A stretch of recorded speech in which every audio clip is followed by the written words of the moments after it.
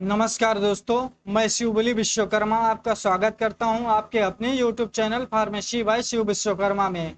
आज हम बात करेंगे एनीमिया के बारे में। एनीमिया क्या होता है, कैसे होता है, इसके क्या क्या कारण हो सकते हैं, इसके क्या क्या लक्षण हो सकते हैं, इसका इलाज कैसे किया जाता है, इसमें डाइट प्लान कैसे किए जाते हैं और इससे क्या क्या सावधानी बरतनी चाहिए।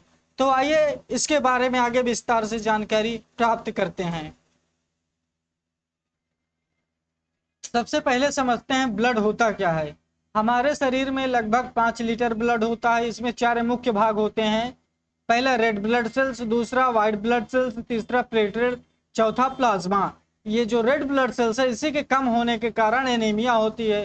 कल भाषा की बात करें तो आरबीसी को इरिथ्रोसाइट्स के नाम से जाना जाता है, डब्ल्यूबीसी को ल्यूकोसाइट्स के नाम से जाना जाता है, प्लेटलेट्स को थ्रोम्बोसाइट्स के नाम से जाना जाता है और प्लाज्मा को लिक्विड मैट्रिक्स के नाम से जाना जाता है। इसमें सबसे महत्वपूर्ण आरबीसी होती है, क्योंकि यही पूरे शरीर में ऑक्सीजन पहुंचाती है। आरबीसी के अंदर हीमोग्लोबिन होता है। जब हीमोग्लोबिन कम हो जाता है तो शरीर में ऑक्सीजन कम पहुंचती है। यही स्थिति एनीमिया कहलाती है। अब बात कर लेते हैं नॉर्मल हीमोग्लोबिन कितना होना चाहिए।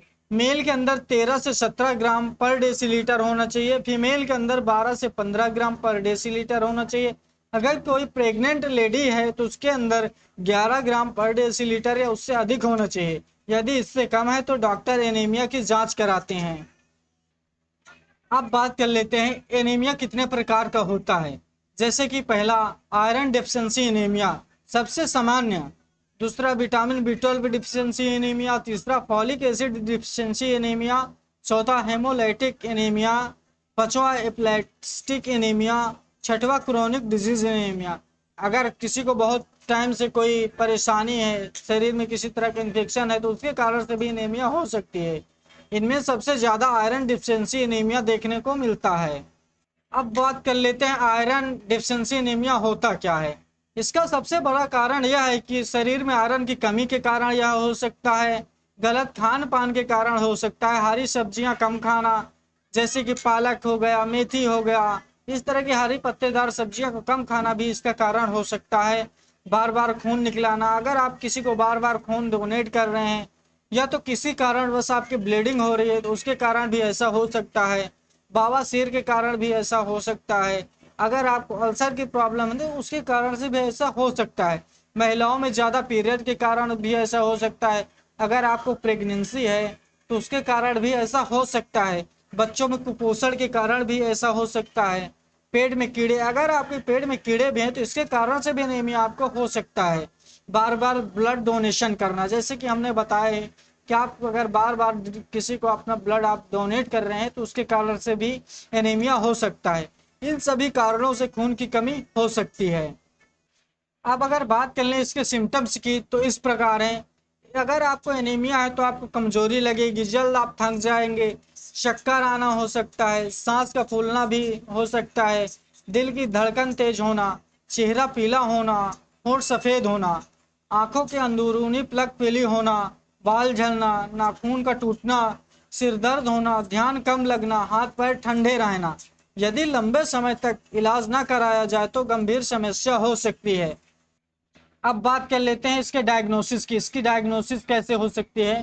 तो पहला नंबर आपको सीबीसी करवाना हो सकता है, हेमोग्लोबिन हो सकती है, पेरीफेरल सीमर हो सकता है, एमसीवी हो सकती है, एमसीएच हो सकती है, सीरम फर्टीन हो सकती है, सीरम आयरन हो सकता है, टीआईबीसी जांच हो सकती है, विटामिन B12 हो सकता है, फॉलिक एसिड हो सकता है। आपको आपके डॉक्टर के अकॉर्डिंग ही ये जांच आपको करवानी होती है। इससे पता चलता है कि खून की कमी किस कारण से है। अब हम बात कर लेते हैं इसके ट्रीटमेंट की। इसका ट्रीटमेंट कैसे किया जाता है। यदि आयरन की कमी है तो डॉक्टर आयरन सप्लीमेंट देते हैं, जैसे ferrous ascorbate, ferrous sulphate, ferrous fumarate, iron sucrose injection, ferrous carboxymaltose injection.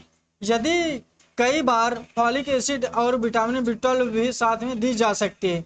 यदि मरीज का हेमोग्लोबिन बहुत कम हो जाए तो ब्लड ट्रांसफ्यूजन की जरूरत पड़ सकती है। कभी कभी होता है कि हैवी ब्लीडिंग के कारण बहुत ज़्यादा आपका ब्लड लॉस हो जाता है, या तो और किसी भी कारण जैसे कि हैवी इंजरी हो गई तो उसके कारण भी आपका ब्लड लॉस हो सकता है। इस वजह से आपको ब्लड ट्रांसफ्यूजन की जरूरत भी पड़ सकती है। अब बात कर लेते हैं कि आयरन की टेबलेट लिया कैसे जाता है।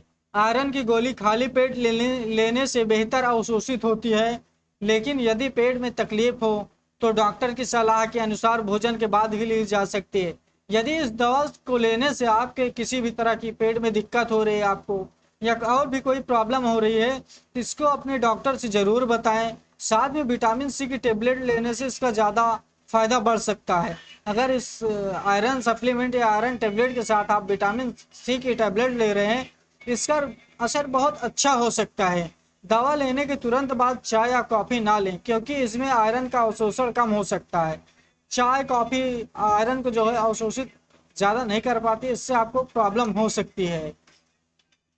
अगर हम इसके बात कर लें साइड इफेक्ट की, तो इसमें साइड इफेक्ट तो बहुत कम देखे जाते हैं, लेकिन कुछ कुछ कारणों में ऐसा हो सकता है, जैसे काला मल होना, कब्ज होना, मतली होना, उल्टी होना, पेट दर्द होना, और भी किसी तरह की प्रॉब्लम हो सकते हैं। यह सामान्य हो सकता है, लेकिन गंभीर परेशानी होने पर डॉक्टर से संपर्क जरूर करें।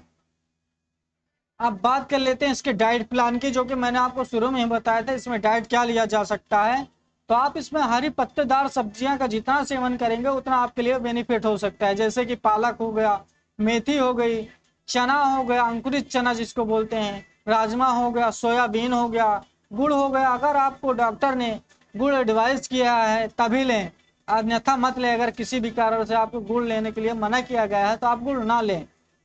जैसे कि किशमिश आप ले सकते हैं, अनार भी ले सकते हैं, आप चुकंदर ले सकते हैं, सेब ले सकते हैं, आंवला ले सकते हैं, नींबू ले सकते हैं, संतरा ले सकते हैं, अंकुरित अनाज ले सकते हैं, और जहाँ तक कि आप अंडे भी ले सकते हैं अगर आप खाते हो तो।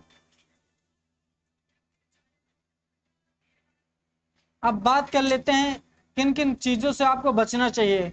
तो पहला तो आप चाय अगर पी रहे हैं तो उससे थोड़ा सा आपको बचना चाहिए। कॉफ़ी से बचें, कोल्ड ड्रिंक से बचें, जंक फूड से बचें, ये सब। अब बात कर लेते हैं आगे इसके बारे में कि संतुलित आपको भोजन करना चाहिए। समय समय पर एचबी की जांच करवाएं। गर्भवती महिलाओं को आयरन फॉलिक एसिड की गोली टाइम टाइम से लेना चाहिए। बच्चों में सही पोषण का ध्यान रखना चाहिए कि पेट के कीड़ों का समय पर इलाज जरूर करवाएं। अगर आपके पेट में कीड़े हैं तो उसके टाइम टू टाइम जांच आप जरूर करवाएं। तो दोस्तों, आज हमने जाना एनीमिया क्या होता है, इसका ट्रीटमेंट कैसे होता है, और इससे क्या क्या बचाव हो सकते हैं। तो अगर आपको यह जानकारी अच्छी लगी हो तो वीडियो को लाइक करें, चैनल को सब्सक्राइब करें और अपने दोस्तों के साथ शेयर करें। मिलते हैं अगले वीडियो में, तब तक के लिए धन्यवाद। जय हिंद। अगला वीडियो आपको किस टॉपिक पे चाहिए उसका नाम आप कमेंट में ज़रूर बताएं। Thank you.